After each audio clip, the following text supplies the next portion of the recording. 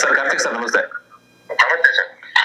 Sir ಅದೇ ಇವಾಗ ನಿಮ್ಗೆ ಗೊತ್ತಿರ್ಬೋದು ರಜತ್ ಅವರ ಒಂದು ರೀಲ್ಸ್ ಅಲ್ಲಿ ಮಾಡಿದಂತ ಎಡವಟ್ಟು ಸೊ ಇವ್ರನ್ನ ಪರಪ್ಪನ ಅಗ್ರಹಾರ ಜೈಲಿಗೆ ಕಳ್ಸಿದೆ. ಸೊ ಇದು ಯಾವ ತರ ಸೆಕ್ಷನ್ ಅಡಿಯಲ್ಲಿ ಬರುತ್ತೆ ಸರ್? ಅಂದ್ರೆ ಯಾವ ತರ ಎಷ್ಟು ಅಪಾಯಕಾರಿ ಇದೆ ಇದು ಸೆಕ್ಷನ್?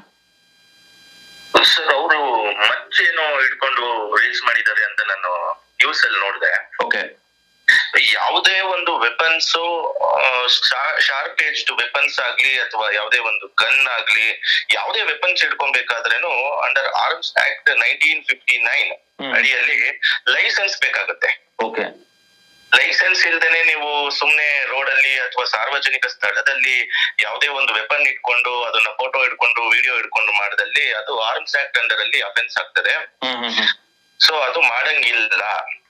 ಸೊ ಆದ್ರಿಂದ ಇವ್ರ ಮೇಲೆ ಕೇಸ್ ಹಾಕಿ I think they have taken to the police custody. ಇವಾಗ ಜುಡಿಷಿಯಲ್ ಮ್ಯಾಜಿಸ್ಟ್ರೇಟ್ ಅವ್ರನ್ನ ಜುಡಿಷಿಯಲ್ ಕಸ್ಟಡಿ ಕಳಿಸಿದ್ದಾರೆ ಅನ್ಸುತ್ತೆ ಅಲ್ವಾ? ಹೌದು, ಜೇಸಿಗೆ ಹಾಕಿದ್ದಾರೆ. ಹೌದು, ರಿಮ್ಯಾಂಡ್ ಮಾಡಿ ಜೇಸಿಗೆ ಮಾಡಿರ್ತಾರೆ. ಸೊ ನೋಡಿ ಸರ್, ಫಾರ್ ಎಕ್ಸಾಂಪಲ್ ನಾನು ಕೊಡ್ತೀನಿ. ಈಗ ಮಟನ್ ಅಂಗಡಿಯಲ್ಲಿ ಅಲ್ಲಿ ನೀವು ಮಚ್ಚು ಎಲ್ಲ ರೀತಿಯಾದ ಶಾರ್ಪ್ ಎಡ್ಜ್ಡ್ ವೆಪನ್ಸ್ ಇರುತ್ತೆ. ಅವ್ರಿಗೆ ಲೈಸೆನ್ಸ್ ಬೇಕಾಗುತ್ತೆ. ಅವರು ಒಂದು ಮಟನ್ ಅಂಗಡಿ ಇಟ್ಟಿದ್ದಾರೆ ಅನ್ನೋದಕ್ಕೆ ಒಂದು ಗವರ್ನಮೆಂಟ್ ಇಂದ ಒಂದು ಲೈಸೆನ್ಸ್ ಆಥರೈಸ್ ಮಾಡಿ ಅಲ್ಲಿ ಅವ್ರದೇ ಒಂದು ಅಂಗಡಿಯಲ್ಲೇ ನೀವು ನೋಡ್ಬೋದು ಲೈಸೆನ್ಸ್ ನೇತಾಕಿರ್ತಾರೆ. ಆದ್ರಿಂದ ಅವರಲ್ಲಿ ಯೂಸ್ ಮಾಡುವಂತಹ ಒಂದು ಆಪ್ಷನ್ ಅವ್ರಿಗೆ ಇರುತ್ತೆ. ಅದನ್ನ ಬಿಟ್ರೆ ನಾವು ಸಾರ್ವಜನಿಕರು ಏನಾದ್ರು ಸಾರ್ವಜನಿಕ ಸ್ಥಳದಲ್ಲಿ ಅದನ್ನ ಓಪನ್ ಆಗಿ ತೋರಿಸ್ಕೊಂಡು ಹೋಗೋದಾಗ್ಲಿ ಅಥವಾ ಅದರಲ್ಲಿ ರೀಲ್ಸ್ ಮಾಡಿ ಹಾಕೋದಾಗ್ಲಿ ಮಾಡಿದ್ರೆ ಅದು ಆರ್ಮ್ಸ್ ಆಕ್ಟ್ ಅಂಡರಲ್ಲಿ ನಾನು ಹಿಂದೆನೆ ಹೇಳಿದಂಗೆ ಅಫೆನ್ಸ್ ಆಗುತ್ತೆ. ಸೊ ಸೆಕ್ಷನ್ 2 clause C ಏನ್ ಹೇಳುತ್ತೆ, definition of the Arms Act ಹೇಳುತ್ತೆ.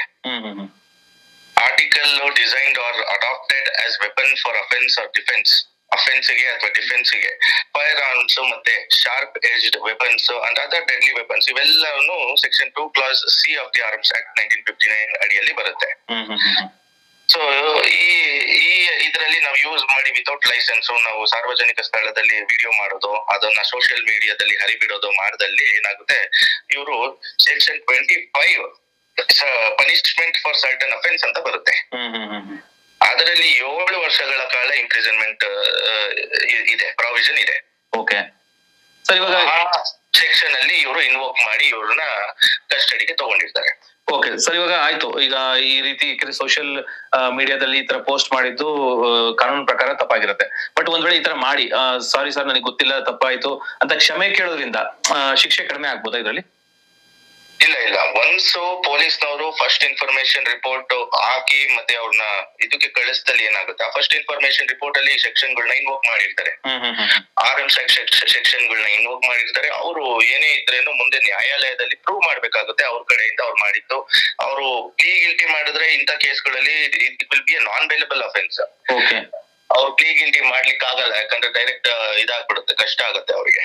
ಅವರು ಡಿಫೆನ್ಸ್ ತಗೊಂಡು ಮಾಡ್ಬೇಕಾಗುತ್ತೆ. ಅದು ಸುಮ್ನೆ ರೀಲ್ಸ್ ಗೋಸ್ಕರ ಮಾಡಿದ್ದು, ನಾವು ಯಾವ್ದೋ ಒಂದು ಇದಕ್ಕೆ ಮಾಡ್ತಾ ಇದ್ವಿ ಅಂತ ಹೇಳ್ಬಿಟ್ಟು ತಗೊಬೇಕಾಗುತ್ತೆ. ಮತ್ತೆ ಅದು ವೆಪನ್ ಏನಿದೆ ಅದು ನಾವು ಇದನ್ನ ಯೂಸ್ ಮಾಡಿದ್ದು, ಡಮ್ಮಿ ವೆಪನ್ ಯೂಸ್ ಮಾಡಿದ್ದು. ಪೊಲೀಸ್ನವರು ಸುಳ್ಳು ಹಾಕಿದ್ದಾರೆ ಅಂತೆಲ್ಲ ಹೇಳಿ ಅವ್ರ ಕಡೆ ಲಾಯರ್ ಇಂದ ಅವರು ಡಿಫೆನ್ಸ್ ತಗೊಬೇಕಾಗಿ ಬರುತ್ತೆ. ಇವರು ನಿಜವಾದ ವೆಪನ್ ಯೂಸ್ ಮಾಡಿರೋದ್ರಿಂದನೇ ನಮ್ಮ ಪೊಲೀಸರು ಅಷ್ಟೊಂದು ಸೀರಿಯಸ್ ಆಗಿ ತಗೊಂಡು ಅವ್ರನ್ನ ಕಸ್ಟಡಿಗೆ ತಗೊಂಡಿದ್ದಾರೆ. ಇಲ್ಲ ಅಂತ ಹೇಳಿದ್ರೆ ಪೊಲೀಸ್ನವರು ಸುಮ್ನೆ ಅವರು FIR ಹಾಕಲ್ಲ. ಅಲ್ಲಿಗೆ ಇವ್ರು ರೀಲ್ಸ್ ಮಾಡಿದ್ರೆ ಕೂಡ ಪೊಲೀಸ್ ನೋಟಿಸ್ ಒಂದು 41A ನೋಟಿಸ್ ಒಂದು ಕಳಿಸಿ ನಿಮ್ಮ ಮೇಲೆ ಈ ತರ ಒಂದು ಆರೋಪ ಇದೆ, ಬಂದು ಉತ್ತರ ಕೊಡಿ ಅಂತ ಹೇಳ್ಬಿಟ್ಟು ಉತ್ತರ ತಗೊಂಡು ಇನ್ಮೇಲೆ ಈ ತರ ಎಲ್ಲ ಮಾಡ್ಬೇಡಿ ಅಂತ ಹೇಳ್ಬಿಟ್ಟು ವಾರ್ನ್ ಮಾಡಿ ಕಳಿಸ್ತಾರೆ.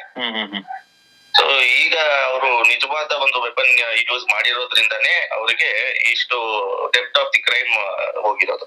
ಸರ್, ಈಗ ಒಂದು ವೇಳೆ ಅವರು ಈಗ ನಿಜವಾದ ವೆಪನ್ ಉಪಯೋಗಿಸ್ತಾನೆ ಒಂದು ಡಮ್ಮಿ ಮಾಡೆಲ್ ನ ಇಟ್ಕೊಂಡು ರೀಲ್ಸ್ ಮಾಡಿದ್ರೆ ಸೊ ಅದು ತಪ್ಪಾಗ್ತಾ ಇತ್ತಾ ಪಬ್ಲಿಕ್ ಅಲ್ಲಿ?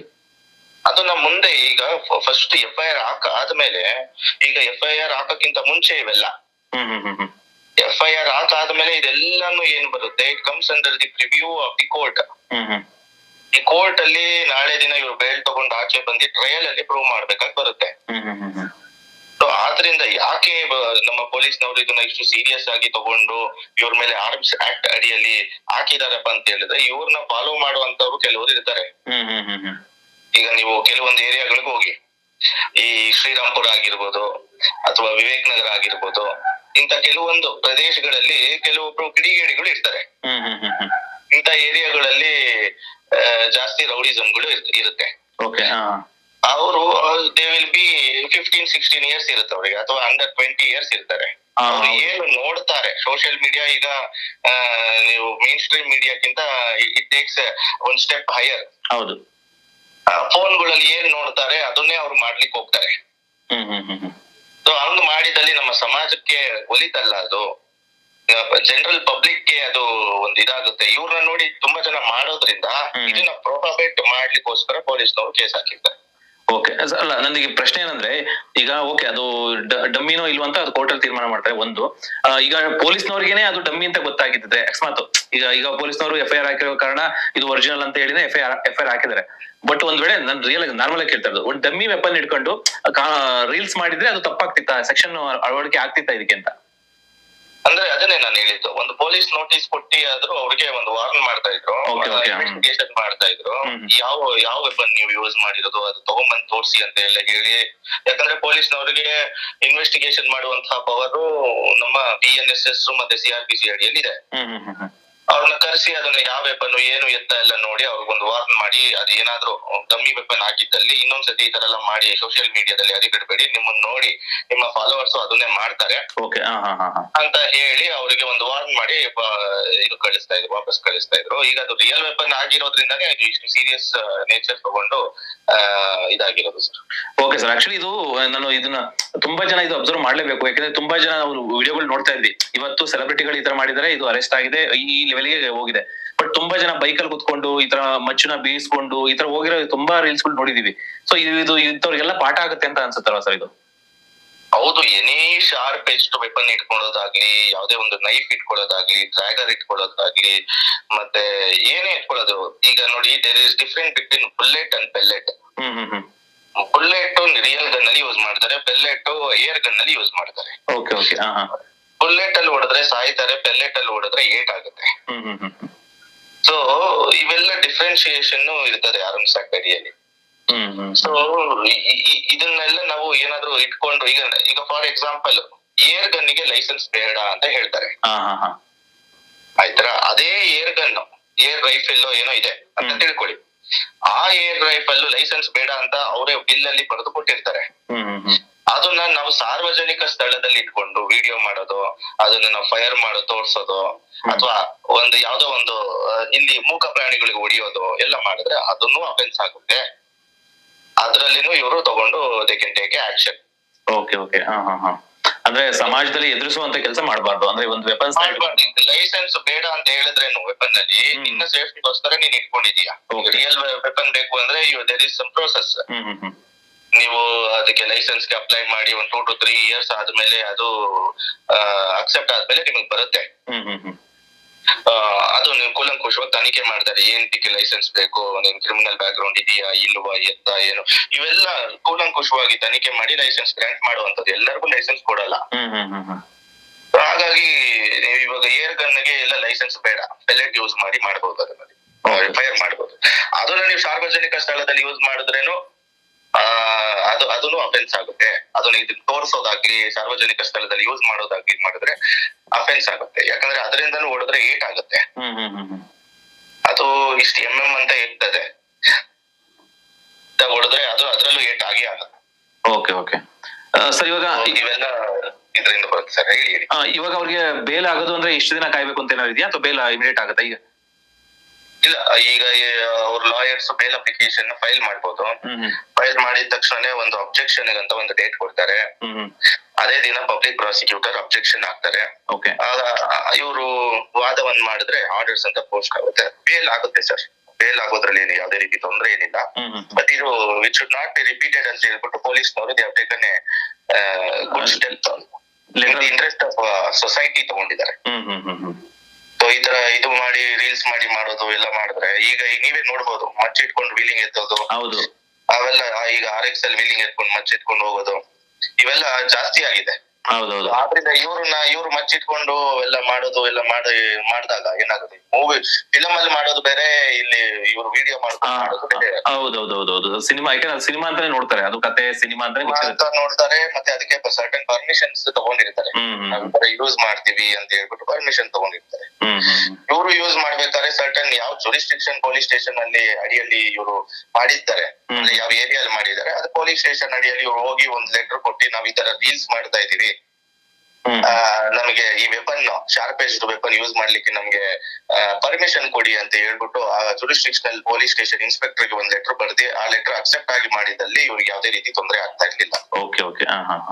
ಸೊ ಈಗ ಇವರು ಹಂಗೆ ಮಾಡಿ ಇದು ಸಾರ್ವಜನಿಕ ಇದು ಸೋಷಿಯಲ್ ಮೀಡಿಯಾ ಅಲ್ಲಿ ಹರಿಬಿಟ್ಟಿರೋದ್ರಿಂದ ಈ ಸಮಾಜಕ್ಕೆ ಒಂದು ಬ್ಯಾಡ್ ಮೆಸೇಜ್ ಹೋಗುತ್ತೆ ಅಂತ ಹೇಳ್ಬಿಟ್ಟು ಪೊಲೀಸ್ನವರು ಅರೆಸ್ಟೆಡ್.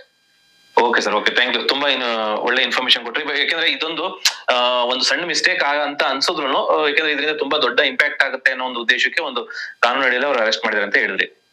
ಹೌದು ಸರ್, ಇದು ಕಾನೂನು ಅಡಿಯಲ್ಲಿ ಪೊಲೀಸ್ನವರು ನನ್ನ ಪ್ರಕಾರ ನೋಡಿ, ಈಗ ಎಲ್ಲ ವಿಷಯದಲ್ಲೂ ನಾವು ಪೊಲೀಸ್ನವ್ರನ್ನ ಡಿಗ್ರೇಡ್ ಮಾಡಿದ್ರೆ ಅದು ಸರಿ ಇರಲ್ಲ. ಅವ್ರು ಇರೋದ್ರಿಂದಾನೇ ಸಮಾಜ ಒಳ್ಳೇದಾಗ್ತಾ ಇದೆ. ಇಲ್ಲ ಎಲ್ಲಾ ಕಡೆ ವೆಪನ್ಸ್ ಹಿಡ್ಕೊಂಡು ಇಲ್ಲೆಲ್ಲಾ ಕಡೆ ಓಡಾಡಿದ್ರೆ ನಮ್ಮ ಫ್ಯಾಮಿಲಿ ಜೊತೆ ಎಲ್ಲ ಹೋಗ್ತಾ ಇರ್ತೀವಿ. ಹೌದೌದು, ಕರೆಕ್ಟ್. ಈಗ ರೋಡ್ ಅಲ್ಲಿ ವೆಪನ್ಸ್ ಹಿಡ್ಕೊಂಡು ರೀಲ್ಸ್ ಮಾಡೋದಾಗ್ಲಿ, ಅದು ಯಾರನ್ನ ವೆಪನ್ಸ್ ನೋಡಿದ ತಕ್ಷಣ ಗಾಬರಿ ಆಗುತ್ತೆ. ಈಗ ಸಾರ್ವಜನಿಕ ಸ್ಥಳದಲ್ಲಿ ಈಗ ನೀವೇ ಆಚೆ ಹೋಗ್ತಾ ಇದ್ದೀರಾ, ವೆಪನ್ಸ್ ಹಿಡ್ಕೊಂಡು ಹಿಂಗ್ ಮಾಡೋದೆಲ್ಲ ನೋಡಿದ್ರೆ ವೆಪನ್ ನೋಡಿದ ತಕ್ಷಣ ನಿಮ್ಗೆ ಗಾಬರಿ ಆಗುತ್ತೋ ಇಲ್ವೋ? ಖಂಡಿತ. ಆಕ್ಚುಲಿ ಈಗ ರಜತ್ ಅವರು ಎಲ್ಲರಿಗೂ ನೋನ್ ಪರ್ಸನ್ ಆಗಿದ್ರೆ ಒಂದ್ ವೇಳೆ ಗಾಬರಿ ಆಗದೆ ಇರ್ಬೋದು, ಆದ್ರೆ ಯಾವ್ದೋ ಒಬ್ಬ ಅನ್ನೋನ್ ಪರ್ಸನ್ ಈ ತರ ಇಟ್ಕೊಂಡು ಏನೋ ಒಂದ್ ಹಿಂಗ್ ಮಾಡ್ತಾ ಇದ್ದಾನೆ ಅಂದಾಗ ಖಂಡಿತ ಗಾಬರಿ ಆಗುತ್ತೆ ಸರ್. ಈಗ ಏನಾಗುತ್ತೆ, ಹೌದು ನೀವ್ ಹೇಳಿದ್ದು ಓಕೆ, ಬಟ್ ಎಲ್ಲರಿಗೂನು ರಜತ್ ಗೊತ್ತಿರ್ಬೇಕಲ್ಲ. ನಿಜ, ಅದು ನಿಜ, ಹೌದು. ಎಲ್ಲರ ಮನೇಲೂ ಟಿವಿ ಇರ್ಬೇಕಲ್ಲ, ಎಲ್ಲರ ಮನೇಲೂ ಬಿಗ್ ಬಾಸ್ ಬರ್ಬೇಕಲ್ಲ. ಇಲ್ಲಿ ಕೆಲವು ಮನೆಯಲ್ಲಿ ಟಿವಿನೂ ಇರಲ್ಲ, ಆ ಪ್ರಾವಿಷನ್ಸ್ ಇರಲ್ಲ, ಯಾವ್ದು ಇರಲ್ಲ, ಸೋಷಿಯಲ್ ಮೀಡಿಯಾ ಮಾತ್ರ ಯೂಸ್ ಮಾಡ್ತಾ ಇರ್ತಾರೆ. ಒಂದೊಂದು ಸ್ಥಿತಿಗತಿಗಳು ಇರ್ತವೆ. ಸಡನ್ ಆಗಿ ಮಚ್ಚು ಲಾಂಗ್ಗಳು ಕೈಯಲ್ಲಿ ಹಿಡ್ಕೊಂಡು ಮಾಡೋದು, ಅದು ಇದು ಮಾಡೋದು ನೋಡ್ದಲ್ಲಿ ಏನಾಗುತ್ತೆ, ಯಾವುದೇ ಒಂದು ವ್ಯಕ್ತಿಗೆ ಸಾರ್ವಜನಿಕ ಸ್ಥಳದಲ್ಲಿ ಗಾಬರಿ ಆಗೇ ಆಗುತ್ತೆ. ಹೌದು, ಖಂಡಿತ. ಆಕ್ಚುಲಿ ನಾವು ಈಗ ರೋಡಲ್ಲಿ ಹೋಗ್ತಾ ಇರ್ತೀವಿ, ಸಡನ್ ಆಗಿ ಅವ್ರು ರೀಲ್ಸ್ ಮಾಡ್ತಾವ್ರೆ ಅಂತ ಗೊತ್ತಿರೋದಿಲ್ಲ, ಕೈಯಲ್ಲಿ ಒಂದು ಲಾಂಗ್ ಇಟ್ಕೊಂಡಿರ್ತಾರೆ ಅಂದ್ರೆ ಖಂಡಿತ ಗಾಬರಿ ಆಗುತ್ತೆ. ಒಂದು ಕ್ಷಣ ಒಂಥರ ಸಡನ್ ಆಗಿ ಒಂಥರ ಭಯ ಬಂದೇ ಬರುತ್ತೆ ಪ್ರತಿಯೊಬ್ಬ ಮನುಷ್ಯನಿಗೂ. ಆ ಒಂದು ಉದ್ದೇಶದಿಂದ ಪೊಲೀಸ್ ಅವರು ಇವ್ರನ್ನ ಅರೆಸ್ಟ್ ಮಾಡಿ ಇದ್ ಮಾಡಿದ್ದಾರೆ, ಆಕ್ಷನ್ ತಗೊಂಡಿದ್ದಾರೆ. Okay sir, okay, thank you sir, thank you.